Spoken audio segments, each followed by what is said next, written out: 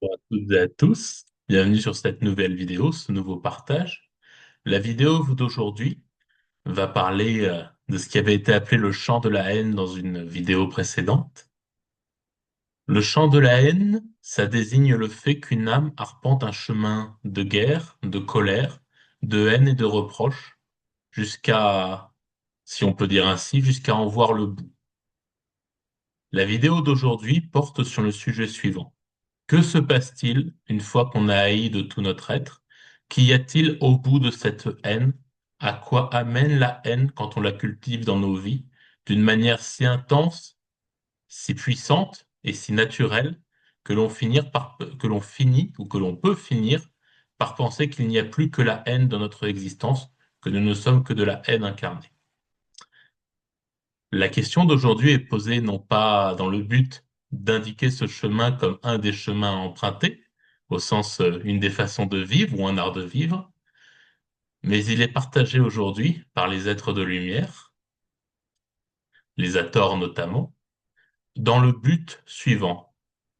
Si vous souhaitiez emprunter ce chemin, en voici les conséquences, non pas pour vous punir ni pour vous prévenir, mais pour vous partager un retour, une expérience, vous donner un horizon plus large et vous permettre, en ces temps troublés, mais en ces temps de choix, en ces temps qui offrent des choix, tout cela pour vous permettre de dire, est-ce que je veux vraiment aller dans cet horizon dont je connais désormais l'un des aspects, l'une des directions, ou est-ce que je souhaite expérimenter autre chose, chercher autre chose?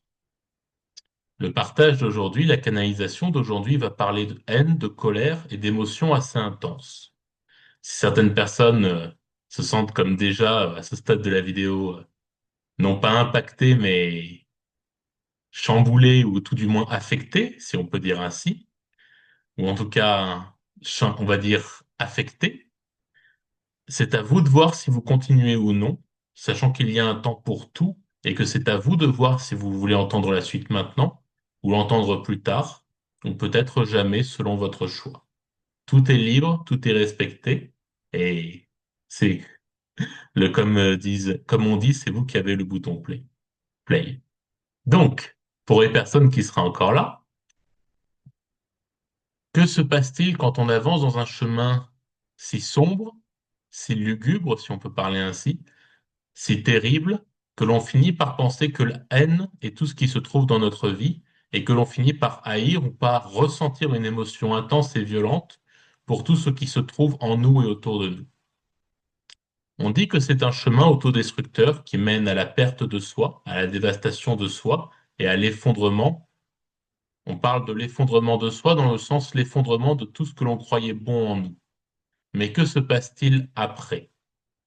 Que se passe-t-il une fois qu'une âme a vécu cette vie de haine, de regret, de misère dans le sens à s'appauvrir elle-même, à se croire elle-même faible et inutile, et à haïr le monde pour cela, à se haïr pour cela elle-même, à se haïr elle-même pour cela. Que se passe-t-il quand cette âme retourne dans la lumière? Car toutes les âmes retournent dans la lumière, quel que soit le chemin ou les choix qu'elles ont faits, toutes les âmes sont les bienvenues dans les bras de la source, dans les bras de la pleine lumière, dans les bras de l'amour et de la lumière. De l'amour et de la lumière incarnés, de l'amour et de la lumière tels qu'ils sont vraiment. Ces âmes, une fois de retour dans ces hauts plans de lumière que l'on nomme la source et l'amour, ces âmes, une fois de retour dans ces états-là, réfléchissent souvent ou décident de faire de nouveaux choix. Mais ce qu'elles ont appris ou ce qu'elles peuvent apprendre de leur vie passée à haïr, c'est le partage suivant qui vient de la part des êtres de lumière. Tout chemin est une boucle, tout chemin permet non pas de s'explorer ou de découvrir quelque chose de nouveau, mais les chemins permettent d'expérimenter quelque chose de nouveau dans la matière. Les chemins permettent de voir si cette lumière, ou si pour ainsi dire cette non-lumière, correspond à ce que nous sommes, à ce que vous êtes, au plus profond de vous. Les expériences de la douleur, de la haine, du mépris, de ce que l'on peut appeler être inhumain ou manquer d'humanité envers soi-même, c'est-à-dire manquer de tout, y compris et surtout d'amour et de douceur envers soi.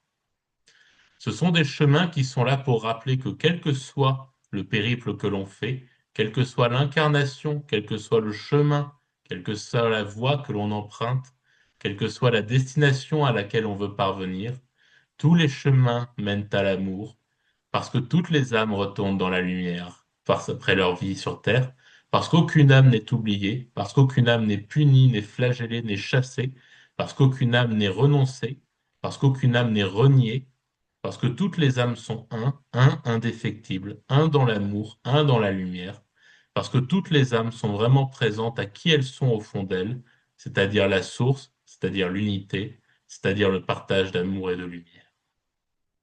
Toutes les âmes sont un, et tous les chemins mènent à l'amour, mènent à soi, tous les chemins sont un chemin intérieur, tous les chemins mènent en nous. C'était pour le partage, qui venait ainsi en canalisation, comme le savent certains et certaines. Il est important, si on peut dire ainsi, de savoir ou de comprendre que peu importe comment on se voit, peu importe comment on se perçoit, peu importe ce que l'on fait, que l'on croit que ce soit bien ou mal, peu importe tout ça, l'amour nous aime toujours, l'amour ne nous chasse pas, l'amour ne nous en veut pas, l'amour ne punit pas, l'amour ne flagelle pas, l'amour n'inflige pas, l'amour ne reproche pas. L'amour ne change pas parce qu'il est tel qu'il est. Il ne change pas son point de vue sur les êtres incarnés ou sur quiconque, sur les êtres incarnés ou sur quiconque. Il ne change pas son point de vue. Il se contente de dire oui, tu as expérimenté cela, oui, tu as été cela, oui, tu as incarné cela. Tu ne l'as pas été, tu l'as incarné. Oui, tu as fait tout ça. C'était une expérience que tu as menée, c'était une vie que tu as eue. Mais peu importe comment tu te vois ou ce que tu fais, peu importe comment les autres te voient, l'amour, lui, te voit toujours avec amour. Parce que c'est ce qu'il est, tout simplement. Je vous remercie pour votre écoute et votre partage. Merci pour votre soutien également. Je vous souhaite le meilleur.